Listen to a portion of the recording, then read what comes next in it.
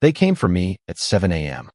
Two men in crisp uniforms, badges glinting, and a woman in a perfectly tailored blazer, all led by the screeching, triumphant figure of Karen from the HOA. My cover was blown, and the whole neighborhood was about to get a front-row seat to the most dangerous operation of my career. The entire plan, years in the making, was about to unravel because of a parking violation she fabricated. Could you even believe it? My heart, usually a steady metronome of professional calm, was a frantic drum against my ribs. I'd spent 3 years in this idyllic suburban hellscape, cultivating a persona as Alex Miller, a quiet, recently retired veteran with a fondness for well-manicured lawns and an unhealthy obsession with vintage Mustangs. It was the perfect disguise for AU's Marshal working a deep-cover national security mission. My team, scattered across the country in similar unassuming neighborhoods, was tracking a sophisticated cyber-terrorist cell, a ghost in the machine that was manipulating global financial markets. Our lead, codenamed the Kraken, lived right here, somewhere on this very street. But Karen was a variable no one had accounted for. She stood on my lawn, a venomous smirk on her face, her voice a piercing shriek that cut through the morning silence. I told you he was a menace. You see this, officer? This man has a derelict vehicle, a hazard to our property values, and I believe he has been illegally renting out his spare room without a permit. Per Section C, Subsection 4, of the HOA bylaws. Her words, a cascade of petty complaints, were a stark contrast to the real-world stakes I was dealing with. The two men, a pair of local deputies with bored expressions, seemed to be going through the motions. The woman in the blazer, however, was different. She had the cool, observant eyes of someone who knew the score. She was the twist I hadn't planned for. She was a reporter from one of the major networks, and she was here for the scoop Karen had so generously leaked to the press. Oh, this was just perfect. I held my breath, a silent plea to the universe. Don't do it. Please, don't let this spiral. But Karen, of course, was oblivious. She was on a roll, her performance getting more dramatic with every breath. He's a criminal, a scofflaw. I demand you arrest him right now. Her voice cracked with the sheer force of her own self-importance. A few neighbors, drawn by the commotion, were now peering from behind their blinds. Mia, the young tech-savvy analyst on my team, who was my niece in this ruse, had just stepped out to grab the mail and was now frozen on the porch, her face a pale mask of terror. A subtle shake of my head was all I could offer her, a silent command to stay put. This was on me now. The deputies exchanged a look, and one of them, a man with a heavy mustache, cleared his throat. Ma'am, we need to see some ID. My stomach dropped. I had 2 IDs in my wallet, Alex Miller, the retired veteran, and the one that said U.S. Marshal, Special Operations. Revealing the second one would be catastrophic. The Kraken was watching. Any sign of law enforcement activity and he would vanish, his network of digital puppets scattering to the wind. The mission would be compromised. Years of work, gone.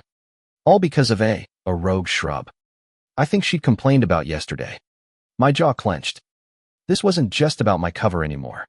It was about the lives of thousands of people whose financial stability was being threatened. I am a law-abiding citizen, officer, I said, my voice low and steady, a stark contrast to Karen's histrionics. I have my driver's license right here. The deputy reached for it. But Karen, ever the star of her own show, intervened. No, don't you see? He's a flight risk. I have it on good authority he's been hiding something. A criminal. A drug dealer. Maybe. Her baseless accusations were a symphony of delusional arrogance. The reporter's camera, a silent third eye, was now focused intently on my face. This was my moment to make a choice that could either save the mission or blow it to smithereens. A beat of silence stretched between us, thick with unspoken tension. I met the deputy's gaze, a silent conversation passing between us. He was just a cop, doing his job. caught in the middle of a neighborhood spat. He didn't know the gravity of the situation, and I couldn't tell him. But I also couldn't let Karen win this. Not now. Not when everything was so close. A slow, determined smile spread across my face. It was time for a new tactic. My gut told me the Kraken was watching this broadcast. He would be looking for any sign of weakness, any indication that the authorities were closing in. And I was about to give him a show. You know what, Karen? I said, my voice echoing with a surprising authority. You're right. The smirk on her face faltered. I have been hiding something. The deputies tensed. Mia gasped, her hand flying to her mouth. The reporter leaned in, her camera lens zooming. This was it. The moment of truth. I pulled my hand from my pocket. Not with a badge, but with something far more theatrical. I've been hiding a secret recipe for my grandmother's prize-winning barbecue sauce. It's a national treasure. And you, Karen, are threatening to expose it to the world before I'm ready to sell it. The sudden absurdity of my statement hung in the air like a poorly thrown punchline. The deputies looked confused. The reporter blinked, her professional mask cracking slightly. Karen's face, a second ago a picture of smug victory, was now a portrait of utter, baffled fury. What? Barbecue sauce? Are you mocking me? She shrieked. This is not about barbecue sauce. This is about law and order. Oh, but it was. It was about law and order. Just not the kind she understood. It was then that the real twist, the one I hadn't seen coming, hit the stage. From behind her, a figure emerged. A tall, imposing man with an even more imposing mustache. He wore a crisp suit and carried a briefcase. He looked familiar. He looked like the man I'd been tracking. The Kraken. No, it couldn't be. He was the one who was supposed to be watching from afar, not walking directly into the chaos. But there he was, standing beside Karen, a look of profound annoyance on his face. Karen, he said, his voice a low rumble that instantly silenced her. I believe you've caused quite enough of a scene. The barbecue sauce is not a national security threat. The national security threat is your inability to discern an actual threat from a minor inconvenience. My blood ran cold. He knew. He had seen through my act, my years of work, my carefully constructed persona. It was all for naught. He hadn't been watching the broadcast for me. He had been watching for Karen. She was the weak link, the chaotic, self-important element that was making his quiet, clandestine life a public spectacle. He had come out of the shadows not to expose me, but to silence her. Who are you? Karen demanded, her voice a whiny echo of its former self. The Kraken sighed, a long, weary sound of a man at the end of his rope. I am your husband, Richard, and I'm going to have a very long talk with you about your spending habits, the fake police report you filed, and why the FBI is now calling me about a suspiciously high number of complaints from our address. My jaw, which had been clenched for the past 5 minutes, dropped. Richard, the quiet, unassuming man who had lived 2 doors down for 3 years, the one who worked from home and occasionally watered his petunias. He was the Kraken. And his wife, the one who was about to blow his cover, was my unwitting accomplice. The irony was almost unbearable.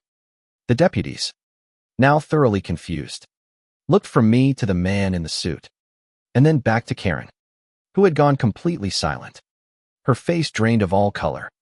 The reporter, a veteran of countless mundane stories, now had the scoop of a lifetime.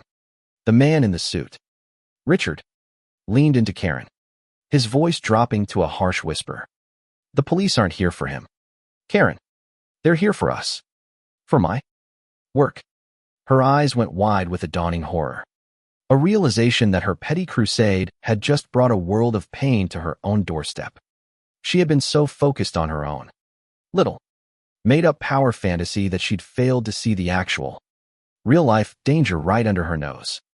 I watched as the scene unfolded. A perfect cinematic finale.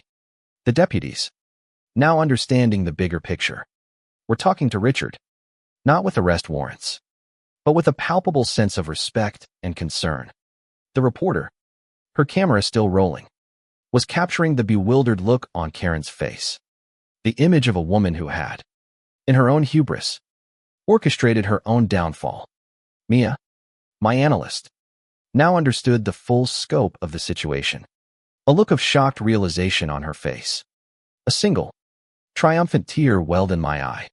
Not of relief, but of sheer, unadulterated joy. The mission was safe.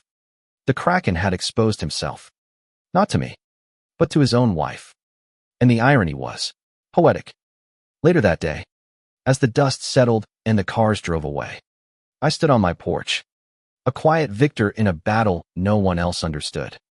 Richard was taken into custody without a fight. His arrogance and his network dismantled not by a carefully executed raid, but by the very thing he had tried to escape, suburban pettiness. Karen was left standing on her perfectly manicured lawn, a desolate, defeated figure. Her power, her authority, her entire world, shattered by a single, self-serving act of malice. The last thing I heard was her heartbroken sob, a sound that, for the first time, held a note of genuine humanity. And so, here we are. The mission is a success.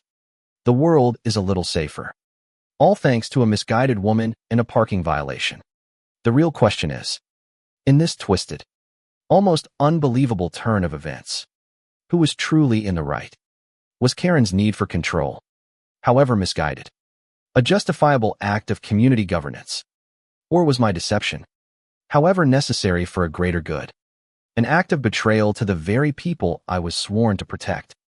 I'm A.U.S. Marshal, and my job is to uphold the law. But the line between right and wrong, well, it's not always as clear as it seems. What do you think?